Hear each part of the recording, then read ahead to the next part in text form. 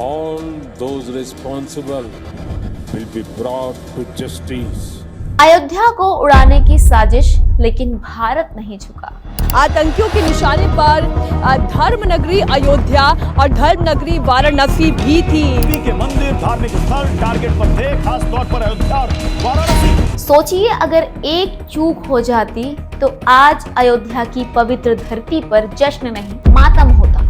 लेकिन शुक्र है हमारी एजेंसियों ने वो साजिश वक्त रहते पकड़ ली जो पूरे भारत की आत्मा को झकझोर देने वाली थी। पिछले कुछ महीनों में जो खुलासे हुए हैं उन्होंने पूरे देश को हिला दिया है। दिल्ली, फरीदाबाद, राजस्थान, गुजरात और कश्मीर, हर जगह से आतंक की एक गहरी साजिश का धागा निकला और इसका सबसे बड़ा निशाना था अयोध्या, वो शहर जो भारत की आस्था का केंद्र है। तो सब कुछ शुरू हुआ एक डॉक्टर की गिरफ्तारी से। वो डॉक्टर जो यूनिवर्सिटी में पढ़ा रहा था, जिसे सब एक जिम्मेदार नागरिक मानते थे, लेकिन उसके कमरे से जो मिला उसने सबको सन्न कर दिया।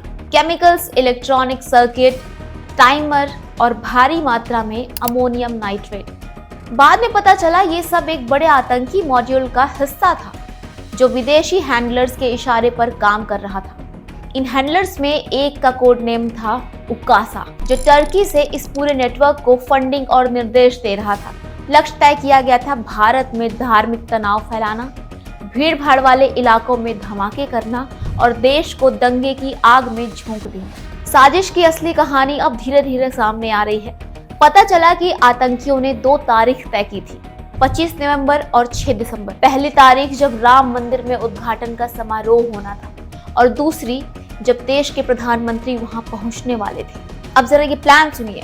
उसी दिन लाखों श्रद्धालु मंदिर परिसर में मौजूद हों, एक सुसाइड ब्लास्ट करके पूरे देश को झकझोर देना। लेकिन वो कहते हैं ना, भगवान देर करते हैं अंधेर नहीं। जम्मू कश्मीर पुलिस की सतर्कता ने इस प्लान को धाराशाही कर दिया। एक पोस्टर लगाने की गलती से एक डॉक्टर की गतिविधियों पर संदेह हुआ और फिर उस पर निगरानी रखी गई। वहीं से खुला ये पूरा नेटवर्क, जिसमें कई लोग शामिल थे, कुछ डॉक्टर, कुछ प्रोफेशनल्स, कुछ छात्र। इन सब का अड्डा बना था फरीदाबाद की अल-फलाह यूनिवर्सिटी।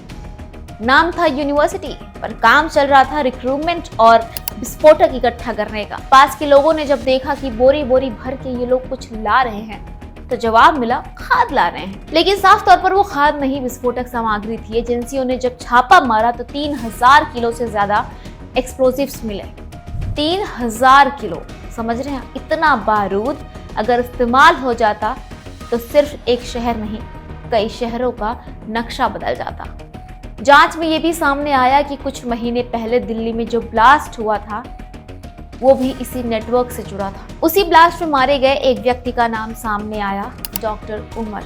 डीएनए टेस्ट से पुष्टि हुई कि वही मुख्य साजिश करता था और उसी की गाड़ी से कई अहम सुराग मिले। इन आतंकियों का दूसरा निशाना था लाल किला। डेटा और सीसीटीवी फुटेज में साफ हुआ कि उमर और उसके साथी जनवरी में 26 जनवरी की परेड से पहले लाल किले की रेकी कर रहे थे। वो भीड़ और सुरक्षा पैटर्न समझ रहे थे, मतलब उनके टारगेट सिर्फ धार्मिक स्थल नहीं थे, बल्कि राष्ट्र के प्रतीक चिन्ह भी थे। ये साजिश सिर्फ बम और बारूद की नहीं थी, ये साजिश थी भारत की एकता को तोड़ने की। क्योंकि अयोध्या में हमला मतलब करोड़ों लोगों की आस्था पर प्रहार, और जब आस्था पर हमला होता है तो दिल में गुस्सा भड़कता है, समाज में दरार पड़ती है। लेकिन यही वो जगह है जहां ये साजिश नाकाम हो गई, क्योंकि भारत सिर्फ मंदिरों और मस्जिदों से नहीं बनता। भारत बनता है उन लोगों से जो इन साजिशों के खिलाफ खड़े होते हैं, चाहे वो कश्मीर की महिला अफसर सोफिया हो या वो मुस्लिम जवान जो सीमा पर तिरंगे की रखवाली कर रहा है। वो असली भारत है। इन सब के बीच जो लोग पकड़े गए, उन्होंने स्वीकार किया कि ये नेटवर्क विदेशी फंडिंग से चल रहा था। 2022 से टर्की के हैंडलर उकासा से निर्देश मिल रहे थे। डॉक्टर्स और प्रोफेशनल्स को इसलिए चुना गया क्योंकि उनके पास तकनीकी ज्ञान था जिसका इस्तेमाल विस्फोटक बनाने में किया जा सके।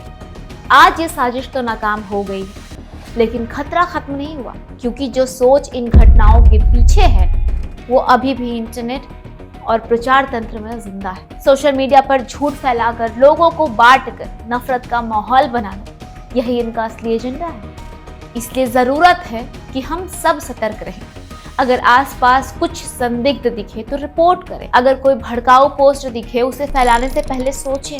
क्योंकि आतंकवाद केवल बंदूक से नहीं, झूठ और नफरत से भी फैलता है। अयोध्या भारत की आत्मा है। वहां पर हमला सिर्फ एक इमारत पर नहीं, देश की एकता और पहचान पर हमला होता। लेकिन हमारी एजेंसियों, हमारे पुलिस बल और हमारे नागरिकों की सजगता से एक बार फिर भारत को बचा लिया गया। और यही संदेश है, जब तक ये देश एकजुट है, कोई भी ताकत इसे झुका नहीं सकती। राम मंदिर आज भी खड़ा है और रहेगा, हमारी आस्था, हमारी एकता और हमारी ताकत के प्रतीक के रूप में। अगर आपको मेरी वीडियो जरा भी पसंद आई हो तो इसे लाइक शेयर करना बिल्कुल ना भूलें, ताकि ये ज्यादा से ज्यादा लोगों तक पहुंच सके।